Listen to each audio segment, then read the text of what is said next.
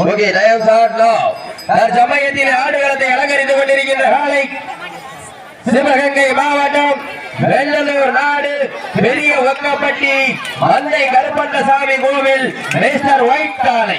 அந்த காலையில் நாங்கள் எப்படி வழங்கிய தீர்வோம் என ஒரே நோக்கத்தோடு வலம் வந்து கொண்டிருக்கின்ற வீரர்கள் சிவகங்கை மாவட்டம் உருவாட்டி நாடு பெரிய நாயகி அம்மன் குழு வீரர்கள் துடிப்புடன் வலம் வந்து கொண்டிருக்கிறார்கள்.